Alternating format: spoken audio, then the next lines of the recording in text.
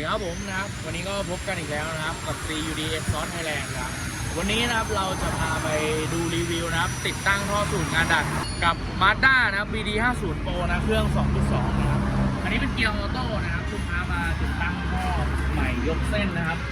เป็นงานดัดของเรานะครับให้ดูงานก่อน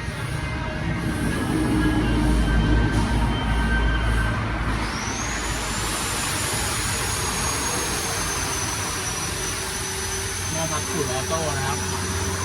ของเราจะไม่ใช้เป็นสปริงยึดนะครับเราจะใช้เป็นสายรัดนะครับซึ่ง